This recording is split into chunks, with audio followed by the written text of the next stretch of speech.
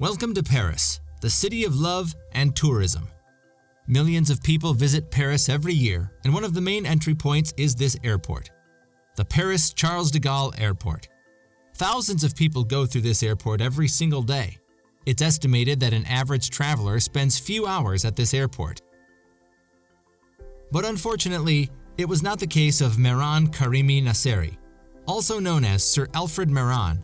He spends in this airport 18 years of his life. It's the type of story we just watch in Hollywood movies. But in order to understand how that happens, let's go back to the 90s where everything began. Nasseri was born in 1942 in the Anglo-Persian Oil Company settlement in Masjid Suleiman, Iran. His mother was a Scottish nurse while his father was an Iranian physicist working for the company. Nasseri traveled to the United Kingdom in 1973 to study at the University of Bradford. After completing his education, he went back to Iran and joined the revolution to protest against Mohammad Reza Shah. Due to his political views and protests, Nasseri alleges to have been expelled from Iran in 1977. He requested political asylum from Iran, and after being denied by capitals across Europe for 4 years, the United Nations High Commissioner for Refugees in Belgium finally gave him official refugee status in 1981. He claimed his mother was British, and after spending years in Belgium, he decided to move to the UK in 1988. His goal was to obtain citizenship as a child of a British citizen, so he decided to travel to London in 1988 via Paris. And it's exactly at this point that his problem began. In an unfortunate turn of events, Nasseri asserted that his briefcase, containing his refugee documents, was stolen on a train in Paris. Despite lost papers, he traveled to London with the hope that the authorities would listen to his plea and help him find a solution. But when he arrived at London's Heathrow Airport, the British immigration officials sent him back to France. He was initially arrested by the French police, but then released. All thanks to the French human rights lawyer Christian Bourgeois. In 1992, a French court ruled that having entered the country legally, he could not be expelled from the airport, and it could not grant him permission to enter France.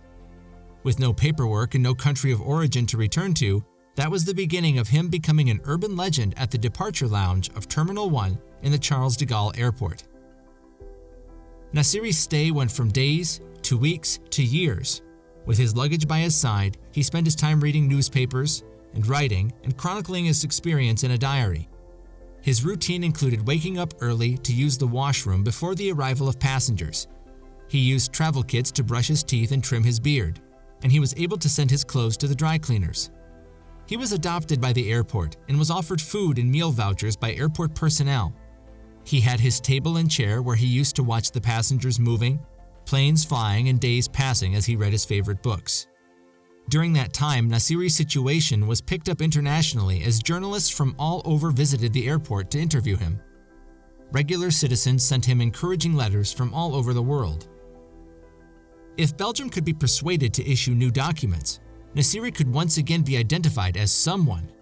But Belgium could only reissue the documents if Nasseri presented himself in person. But he couldn't travel without having documentation. Finally, in 1995, the Belgian government agreed to send him his original documents, but there was a condition. He was asked to live in Belgium under the supervision and control of a social worker. But he decided not to go further with their proposal and continued living at the airport. It wasn't until 1999 that France offered Nasseri a residency permit, with the ability to move as he wanted and even work. But Nasseri refused to sign the papers as they listed him as being Iranian. He wanted it to be British. And the paper did not show his preferred name, Sir Alfred Mehran. In 2006, Mehran Karimi Nasseri was hospitalized, ending his extended stay at Charles de Gaulle International Airport.